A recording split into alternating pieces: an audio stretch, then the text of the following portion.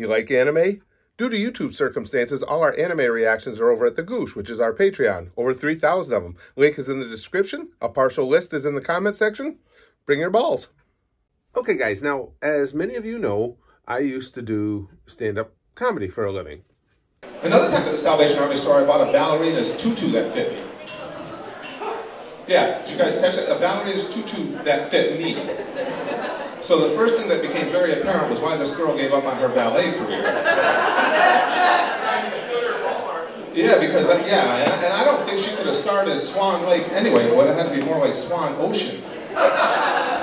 And people get pissed off when I say it too. They go, oh, you're picking on somebody because they're fat. No, I'm not picking on her because she's fat. I'm picking on her because she makes really shitty life decisions. Because at some point, this chick at 300 pounds was looking at herself in a full-length mirror going, what do I want to do with my life? Ballerina. It was so obvious all along. And that's not fair because that affects other people too. Because at some point, this chick's going to be doing her thing, you know, she's going to be like running across the, she's going to be like waddling really fast across the stage. And she's going to do like this. And she's going to leap in the air and some poor asshole is supposed to catch her.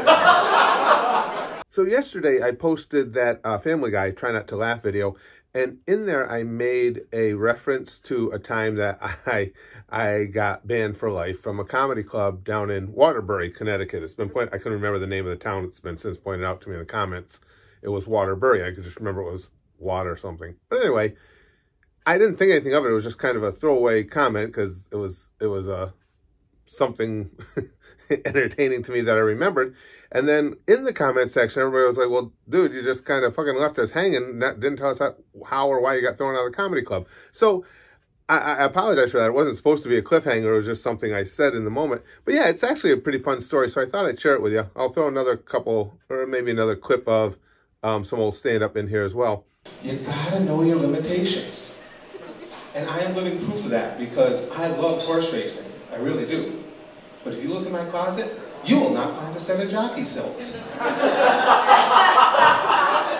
one thing, if I ever did get them out, when I walked out to the paddock area, the horse would be like, turn the fuck around. I'd walk out to the paddock and every horse in there would be freaking out comparing it to mine. Eight, oh shit! I will kick you in the throat.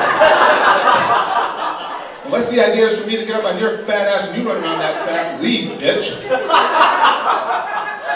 But what happened was I had a booking agent at the time. His name was Norm, lived in Massachusetts. He calls me one day and he needed me to go fill a spot at this. It wasn't actually a comedy club. It was a bar and restaurant that had a comedy night. And he needed me to go fill a spot there. And I'd been working with Norm for some time. He knew what my comedy was comprised of. I have never in my life, ever, I have never been on stage and told a joke or said something trying to be edgy, trying to be controversial, or trying to piss somebody off. It's just that you guys know my sense of humor. And this is me. It's actually toned down a bit from when I was younger. My sense of humor is very twisted. And I like things like stereotypes and making fun of stereotypes. I think that's funny. I will say most anything if I think it's going to be funny, and I don't care. And that's always the way I conducted myself. So with that background, I go down to this club and I met the guy who owns it and wasn't impressed. The guy struck you as if you were going to create a character, like on TV or in the movies or in an anime or whatever, that was just an arrogant, obnoxious douche who should be named Biff and be married to someone named Muffy. It would be this asshole. But it was okay. He just, you know, he greeted me. We said hi and everything. I got ready to go on stage. And in a related story, do you guys know how a horse masturbates? I just learned this, and we're in Saratoga, we're in Horsetown, and this is true. A horse masturbates by getting an erection and gently bouncing his dick against the soft hair on his underbelly. That's just fucking showing off right there. Horses are douchebags. Well, look what I can do. But then I got thinking, I actually have a lot in common with a horse. Because a horse will bang his dick against his belly, and my belly is going out and over and starting to bang against my dick. So we end up in the same place. It's just he's doing it because, you know, he likes it and it feels good, and I'm doing it because I really like donuts and milkshakes. Now, here's the really bizarre part. It was a good night. I mean, with comedy, you know, you're going to have good nights and bad nights.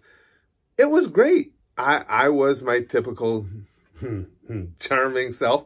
I didn't do a lot of pat material. I remember most everything I was doing was improvised, working with a crowd. It was a really interactive crowd. I loved that. It got really raw at times. Got some of the comedy wouldn't be to the taste of maybe the general public, but this audience seemed to really like it.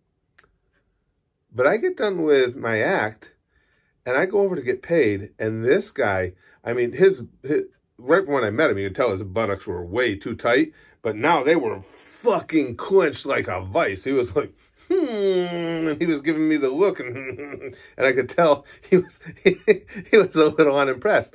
Now, of course, I think this is humorous. I'm not laughing right in his face. It's like, oh, this is gonna be interesting, because there's little that's going to be less satisfying for someone than coming to me bitching about my material, because I don't care. That's what I find funny. That's what I'm going to do. So he's counting out my money, and he paid me, and he says, and I'll never forget this. He says, let me tell you something. And I might be exaggerating his voice a little. In my mind, this is exactly how he sounded.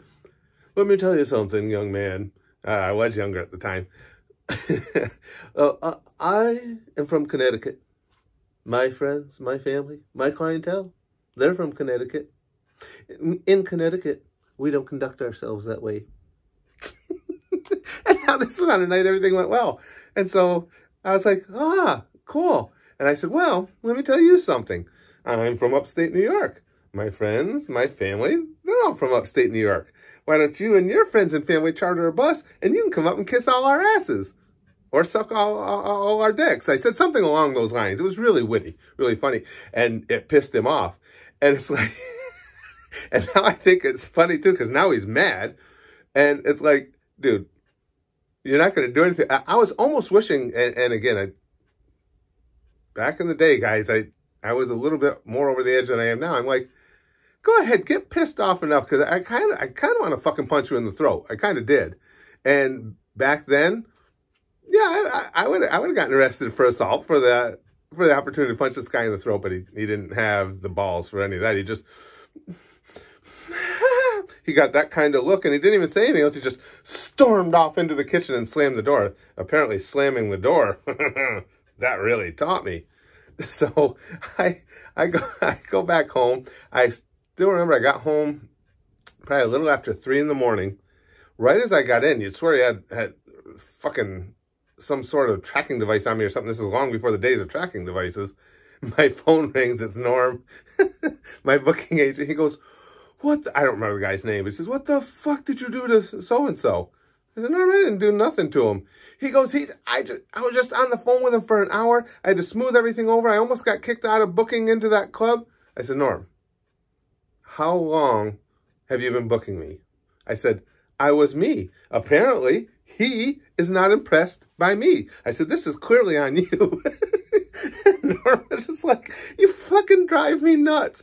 He goes, God damn it, can't you ever play nice? And I was like, no. He goes, you realize you're banned from there. He says, you can't even go in there and have a drink or get something to eat. I said, you realize I don't give a fuck, right? He goes, yeah, I didn't think you would. And that was pretty much the extent of the call. And then the following weekend, I got booked into the bars and the places that were more my kind, I'd say my kind, our kind of people. And that was it. That's the story of how I got kicked out of the comedy joint in Waterford, or what did I say it was? Waterbury, whatever the fuck that place is, Connecticut. The other 2 places I've been kicked out of for life are the Catch a Rising Star in Cambridge, Massachusetts. And it's not even there anymore, but there was in Saratoga Springs, New York, there was a comedy club in the Holiday Inn. And I am really kicked out of there for life. I mean, you can get kicked out for life, like I got from this guy, and then there's next level getting kicked out for life because somebody not only wants you to not come to their club anymore, they really would rather you be dead. If you guys want to hear the stories of those 2, let me know. I'll be glad to tell you.